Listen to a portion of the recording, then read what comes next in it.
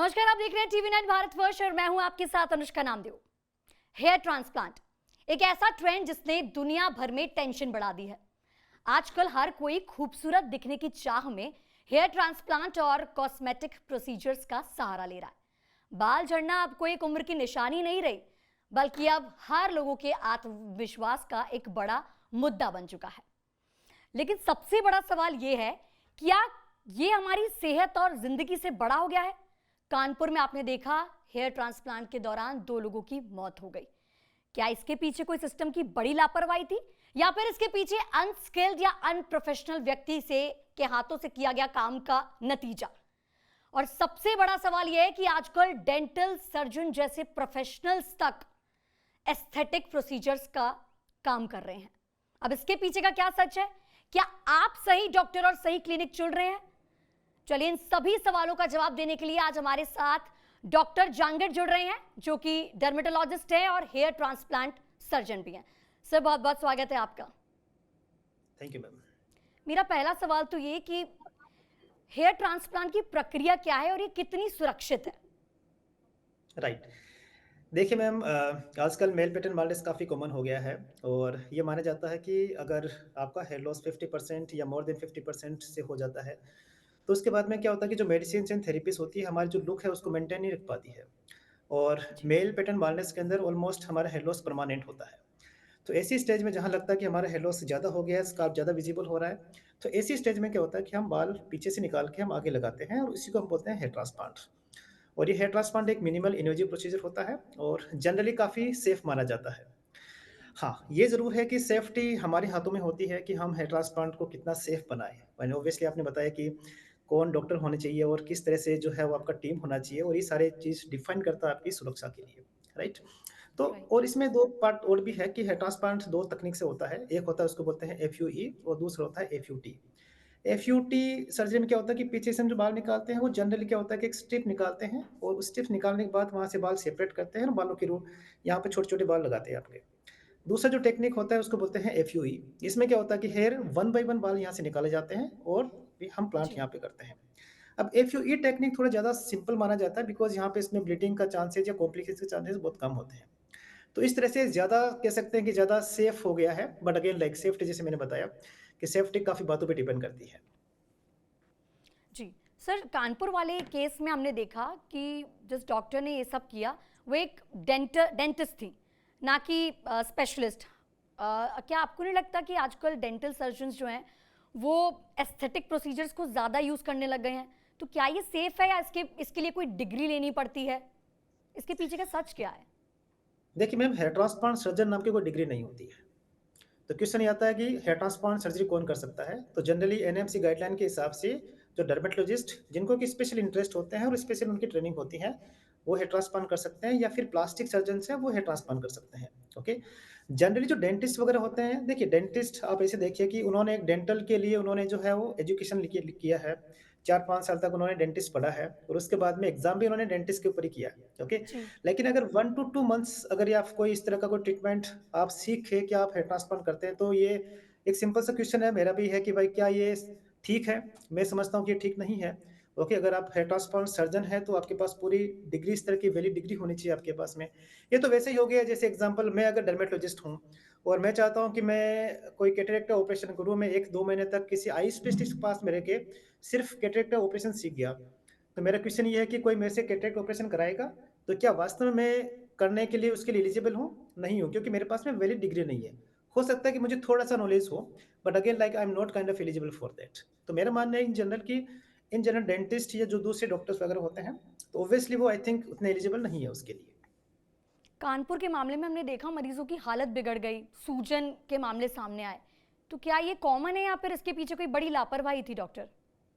देखिए क्या होता है कि जो सेफ्टी की बात करें हम, तो सेफ्टी होता है कि आपका एंड टू एंड सेफ्टी होता है। ओके, जैसे आपका सिलेक्शन कितना अच्छा था, अगर कुछ कॉम्प्लिकेशन तो नहीं थे और उसके बाद में आप कितने ट्रेंड हैं और आपका जो ऑपरेशन थिएटर या आपका स्टाफ कितना ट्रेंड है। देन आफ्टर आप क्या इंस्ट्रक्शन दे रहे हैं अपने पेशेंट्स को भी, क्या कुछ तकलीफ हो सकती है। ये सारी चीज़ें आपकी जो है वो एक सेफ्टी प्रोफाइल बनाती है आपकी, और अगर इन सेफ्टी प्रोफाइल में रहेंगे तो डेफिनेटली रिस्क होने के चांसेस कम होते हैं, कॉम्प्लिकेशन होने के चांसेस कम होते हैं। तो देखिए मेरा मानना है कि इन जनरल माइनर स्वेलिंग होती है, हर किसी को होती है। तो minor pain and swelling is a kind of a part of the swelling, part of the surgery. But again कितना ज़्यादा हो रहा है, कितना तकलीफ हो रहा है उसको, क्या उसकी वजह से बॉडी में कुछ दूसरे चेंजेस हो रहे हैं, ये सारी चीज़ें उसको बोलते हैं हम अलार्मिंग साइन। तो जनरली जैसे एग्जांपल मैं सर्जरी के बाद में हमेशा ये बोलता हूँ कि अगर आपको कोई भी तकलीफ हो किसी तरह की, then you have to go to a nearby hospital और अपने आप को सेफ कीजिए, अपना एग्जामिन कीजिए। ओके, तो एक लिमिट के बाद में अगर आपका स्वेलिंग ज़्यादा हो रहा है तो आई थिंक वो ठीक नहीं है। लेकिन डॉक्टर अगर ऐसे में सूजन आती है तो उसकी तरफ से क्लिनिक क्या करता है, उनकी तरफ से क्या उपाय वो लोग देते हैं? देखिए, सबसे पहले मैं इन जनरल जो कौन-कौन से अलार्मिंग साइन्स होते हैं, कौन-कौन से पॉसिबल कॉम्प्लिकेशंस हो सकते हैं विदिन 24 आवर्स, हम उनको अच्छे से एक्सप्लेन करते हैं। लेकिन जैसे मैंने बताया कि अगर हम काफ़ी दूर है, जैसे काफ़ी पेशेंट्स काफ़ी दूर से आते हैं, देन ऑब्वियसली उस डॉक्टर से कॉन्टैक्ट नहीं हो पाता है और कभी-कभी कुछ चीज़ें होती हैं जो लगता है कि वो डॉक्टर अपने क्लिनिक पे मैनेज नहीं कर पाता है, कॉम्प्लिकेशंस। तो ऐसी स्टेज में हॉस्पिटल में जाना ज़रूरी है और नियर बाई हॉस्पिटल में जाना ज़रूरी है। ओके? तो अगर कोई चीज़ जो लगता है बहुत मिनिमल है, that can be managed like on communication, then definitely आप कर सकते हो या फिर उस पेशेंट को अपने अपने क्लिनिक में बुला सकते हो। आप उसको एग्जामिन कर सकते हो, अगर ठीक-ठाक है तो। लगता है किसी स्टेज में कि आपको देखने पे या जैसे फोटोग्राफिक या फिर आप जैसे online consultations kind of thing, और आपको लगता है कि नहीं, कंडीशन उतनी ठीक नहीं है और ज़रूरी है कि उस पेशेंट को एक सेफ बनाएँ, ज़्यादा सेफ बनाएँ, then he can visit to a nearby hospital. हमने कानपुर वाले केस में देखा कि अनप्रोफेशनल लोग वहाँ पर मौजूद थे जो ये काम को अंजाम दे रहे थे। तो इस पर आपका क्या कहना है? देखिए मैम, इसका तो मेनली है कि दोनों-तीनों मतलब कह सकते हैं कि जो है आपका हम सबका रोल है उसके अंदर। आपका गवर्नमेंट का रोल है, अपने रूल्स भी स्ट्रॉन्ग होना चाहिए और हमें भी थोड़ा अवेयर होना चाहिए इस चीज़ों के लिए, ओके। रूल्स के हिसाब लेकिन से इन मरीज जनरल इस पर कैसे ट्रस्ट कर सकते हैं? इसकी विश्वसनीयता पर कैसे जाँच कर सकते हैं? हम लोगों को कैसे ट्रस्ट होगा ऐसे क्लिनिक्स पर? देखिए 2-3 बातें हमेशा ध्यान रखिएगा। सबसे पहले डॉक्टर की डिग्री देखिए। इन जनरल डर्मेटोलॉजिस्ट और प्लास्टिक सर्जन्स हेयर ट्रांसप्लांट करते हैं जनरली। डर्मेटोलॉजिस्ट में भी वो जिनको एक अच्छा-सा अपना नॉलेज होता है इस चीज़ के लिए, ठीक है? वो एक रेगुलर हेयर ट्रांसप्लांट सर्जरी कर रहे हैं, तो वही हेयर ट्रांसप्लांट करते हैं। काफ़ी डॉक्टर नहीं करते, डर्मेटोलॉजिस्ट भी नहीं करते। तो वो क्या करते हैं कि अपने फ्रेंड्स को या फिर अपने जो भी डॉक्टर होते हैं, फेलो डॉक्टर को वो रेफर कर देते हैं। ओके, तो सबसे पहली बात आपका डिग्री वाला पार्ट। यहीं से स्टार्ट होती है कि आप अपने आप को किसको सौंप रहे हो, है ना? जैसे मैंने बताया कि हेयर ट्रांसप्लांट सर्जन नाम की कोई डिग्री नहीं होती है और आजकल क्या होता है कि डॉक्टर XYZ लिख के नीचे लिख दिया आपका हेयर ट्रांसप्लांट सर्जन। तो इन जनरल हमें लगता है इस चीज़ को कि भाई ये हेयर ट्रांसप्लांट सर्जन ही होगा, लेकिन वास्तव में होते नहीं है वो। और यहाँ पे इसको चेक करना कि कौन-सा डिग्री पे कौन-सा ट्रीटमेंट हो रहा है। देखिए सर्जन होना ऐसा ज़रूरी नहीं है कि सर्जन हो तो फिर हर कोई सर्जरी कर सकता है, it's not like that. Dental भी सर्जन होते हैं, but they are very trained for the dental treatments. Example अगर कोई कार्डियक सर्जन है, वो हार्ट का ऑपरेशन कर सकता है, वो दिमाग का नहीं कर जी। सकता क्योंकि वो उसके लिए उसकी डिग्री मिली है ना? तो ये ज़रूरी है कि डर्मेटो सर्जन्स, डेंटल सर्जन्स, अगर डेंटल सर्जन ही अगर हेयर ट्रांसप्लांट करते हैं तो डर्मेटो सर्जन की नीड कहाँ थी? नीड नहीं थी, है ना? बिल्कुल। तो इसी तरह से ऐसा नहीं कि मैं फेस का ट्रीटमेंट कर रहा हूँ, तो फेस में काफ़ी चीज़ें होती है। आपका डेंटल का पार्ट भी है, आपका नोज़ का भी अलग से डॉक्टर होता है, ENT डॉक्टर होता है, आँखों का अलग डॉक्टर होता है, कान का अलग डॉक्टर होता है। उसी तरह से स्किन एंड हेयर के लिए अलग डॉक्टर होते हैं। तो सबसे पहले ये ज़रूरी है कि हम उस डॉक्टर की डिग्री देखें, सिर्फ डॉक्टर साहब नहीं देखें, उसके नीचे हेयर ट्रांसप्लांट सर्जन नहीं देखें। We have to see that yes, he is eligible for that और नॉट, ओके? और अगर आपके आस-पास हमारे लगता है कि हाँ, ये डॉक्टर हैं, जो कि वास्तव में इसके लिए डॉक्टर नहीं है, तो हम जाके पूछ सकते हैं, डॉक्टर साहब आप ये ट्रीटमेंट क्यों कर रहे हो? आई am telling you in general, अगर हम 5 जने आराम से जाके डॉक्टर साहब से बात करेंगे कि no doctor you are not eligible for that. I am telling you एक हल्का-सा फ़ील ज़रूर होगा, ओके? वो तो ये फेस पे ज़रूरी दिख है, जाएगा, राइट? फेस पे दिख जाएगा उस चीज़ के लिए। सेकंड ये होता है कि अगर आप बिल्कुल स्वस्थ होते हैं कि लगता है कि हाँ, you are absolutely fine, everything is okay, then you can plan for the hair transplant. कभी-कभी मेडिकल कंडीशंस होती है जैसे डायबिटीज़, हाइपरटेंशन, और हम कभी-कभी दोस्त के हाँ, ये दोस्त करा रहे हैं तो आज मैं भी करा लेता हूँ, कल मैं करा लूँगा। इस तरह से नहीं आपको डिसीज़न लेना है। हेयर ट्रांसप्लांट एक इमरजेंसी सर्जरी नहीं है। Simply we can just give some time to ourself, सोचिए अपने बारे में, अपनी बॉडी को स्टेबल कीजिए। अगर लगता है कोई मेडिकल कंडीशन है तो उसको ठीक कीजिए एंड स्वस्थ होने के बाद में you can plan for the hair transplant. और ज़रूर चेक कीजिए इस चीज़ के लिए कि वास्तव में उनके पास में स्टाफ कितना है, ट्रेन्ड स्टाफ है या नहीं है, उनका थिएटर ठीक है या नहीं है, एवरीथिंग दैट। आजकल तो जैसे एग्ज़ाम्पल अगर आप मेरी क्लिनिक देखोगे तो everything is written on that कि हमारे पास में क्या फैसिलिटीज़ है, हमारे पास कौन-सा स्टाफ है, कितना सारी चीज़ें। तो जितना अच्छा क्लियर होगा, डेफ़िनिटली आपकी सेफ्टी उतनी ही ज़्यादा अच्छी होगी। डॉक्टर, भारत में हेयर ट्रांसप्लांट क्लिनिक्स के लिए कोई सख्त नियम है? देखिए, हेयर ट्रांसप्लांट जैसे मैंने बताया कि एक तो डिमांड बहुत ज़्यादा हो गई है, ओके? और सेकंड है कि रूल्स बहुत ज़्यादा स्ट्रॉन्ग नहीं है, ओके? तो ये दोनों फैक्टर ऐसे बन गए हैं कि यहाँ पर हर कोई हेयर ट्रांसप्लांट सर्जन बने बैठे हैं। So I think this is not good. इसमें मुझे लगता है कि टाइम के अकॉर्डिंग हमें रूल्स थोड़े स्ट्रिक्ट करने पड़ेंगे, चेंज करने पड़ेंगे इसके लिए, ओके? और डेफ़िनेटली हमें अवेयरनेस भी देना पड़ेगा। जैसे इसी पे मैंने एक छोटा-सा वीडियो बनाया था। मैंने कोशिश किया था कि चलो इसको एक्सप्लेन करूँ मैं। तो उसी तरह से हमारा सबका काम है इस तरह का, ऑब्वियसली गवर्नमेंट का काम नहीं है सिर्फ़, हमें भी इस चीज़ को देखना पड़ेगा कि who is the right doctor for us. Doctor, आपको कानपुर वाले मामले में क्या लगता है, इसके पीछे लापरवाही का सबसे बड़ा कारण क्या होगा? क्या देखभाल में कमी हुई या कुछ गलत प्रोसीजर्स यूज़ करे? आपके हिसाब से क्या बड़ा कारण है? देखिए, मुझे ये लगता है इन जनरल कि हमारा थोड़ा हमारा जो सिलेक्शन का जो पॉइंट होता है डॉक्टर की तरफ, ठीक है? वो थोड़ा-सा सही नहीं था। मैं ज़्यादा इस बात को मानूँगा कि डॉक्टर का पार्ट तो है ही है, नो डाउट कि भाई अगर डॉक्टर डेंटिस्ट हैं, तो definitely he should write that dentist. And कभी-कभी ऐसा होता है कि ठीक है, डेंटिस्ट अगर अपने क्लिनिक में किसी को हेयर ट्रांसप्लांट करता है, तो फिर किसी दूसरे डॉक्टर से बुलवा के आप हेयर ट्रांसप्लांट करवा सकते हो आप। जी। ठीक है, example I can go to a dentist कि कहीं भी हो, नॉट ओन डेंटिस्ट, कहीं पे जाके आप अपना एक सेटअप बना लीजिए कि हमारे यहाँ डॉक्टर साहब आते हैं और सर्जरी करते हैं और हर हॉस्पिटल में ऐसा होता है। लेकिन दूसरी बात जो हमारी तरफ से होती है, पेशेंट्स की तरफ से होती है और इंडिया में पेशेंट्स ना डॉक्टर को तो भगवान माना जाता है, तो ज़्यादा क्वेश्चन्स करते नहीं है जनरली, बट मेरा ये मानना है कि आप क्वेश्चन कीजिए। आप जितना क्वेश्चन्स करोगे ना, उतना ही आपके सामने जो पर्सन बैठे हैं, चाहे वो डॉक्टर हो, चाहे कोई दूसरा हो, वो आपके लिए ज़्यादा कह सकते हैं कि मतलब कि आपका it has to be like answer the questions. तो अब इन जनरल अगर बात करें इस केस के बारे में, तो इस केस में अभी तो सर्च चल रहा है कि ठीक है, क्या उसमें आने वाला है नेक्स्ट, बट अगेन इसमें ज़्यादा एक्स्ट्रा कमेंट नहीं करूँगा इस चीज़ में, बट अगेन लाइक ये कुछ चीज़ें हैं जो कि वास्तव में लूप होल है हमारे सिस्टम के अंदर एंड उसको इम्प्रूव करना ज़रूरी है। डॉक्टर, आज का जो दौर चल रहा है सोशल मीडिया का, सोशल मीडिया पे आप देखते होंगे कि इन्फ्लुएंसर्स और क्लिनिक्स वगैरह एक साथ कोलैबोरेशन करके अपने रील्स बनाते हैं और सबसे हुँ। ज़्यादा इफेक्ट वहीं से होता है। तो आपको नहीं लगता कि जितने इन्फ्लुएंसर्स हैं या जितने भी कोलैबोरेशंस चलते हैं वो पूरी जानकारी के बिना वीडियोस डाल देते हैं ग्लैमर दिखाने के लिए? इसका बिल्कुल, प्रभाव भी कहीं ना कहीं पड़ रहा है डॉक्टर जहांगीर? बिल्कुल, बिल्कुल पड़ रहा है।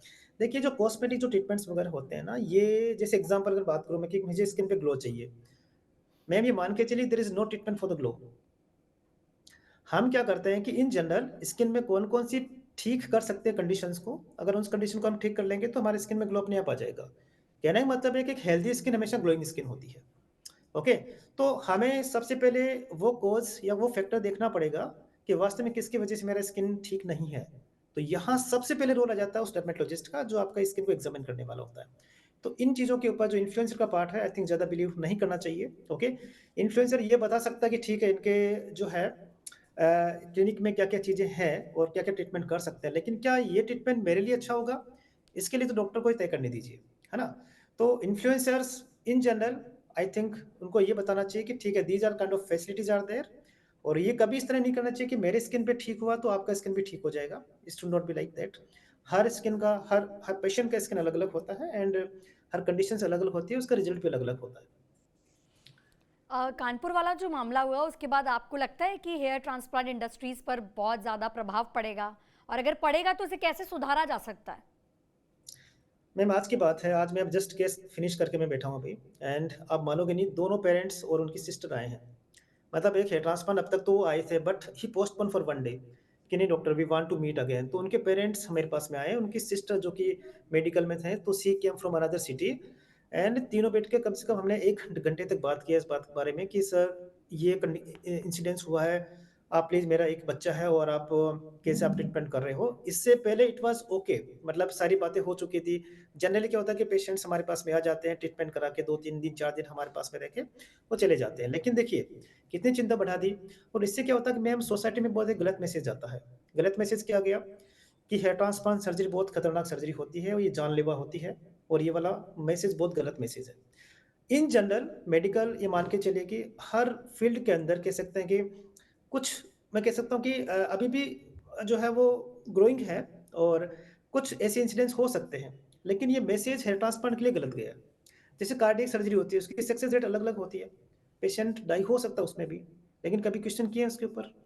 नहीं होता है क्योंकि वहाँ पता है कि एक ट्रेन्ड डॉक्टर कर रहा है और उसके बाद में अगर सीवियर बहुत ज़्यादा है तो होने का चांसेस रहता है। लेकिन एक सिंपल सर्जरी के लिए इस तरह का मैसेज जाना सोसाइटी में वो ठीक नहीं है और ये इसलिए जा रहा है क्योंकि अच्छे रूल्स नहीं है। है ना? अगर डेंटिस्ट एग्ज़ाम्पल आप डेंटिस्ट से ट्रांसप्लांट करते हैं, तो मेरा ये सबसे पहले क्वेश्चन यही है कि आप कहाँ से अपना जो नॉलेज ले रहे हो हेयर ट्रांसप्लांट का? It's very simple question. Very है ना? Simple. Right. I am executive committee का मैं मेंबर हूँ, एफयू एशिया, जो कि बहुत बड़ी एक ग्रुप है हमारे हेयर ट्रांसप्लांट का। हम वहाँ पर प्लास्टिक सर्जन एंड डर्मेटोलॉजिस्ट को इनवाइट करते हैं। हमारे पास डेंटिस्ट का कोई जगह नहीं है या किसी और का जगह नहीं, नॉट ओनली डेंटिस्ट।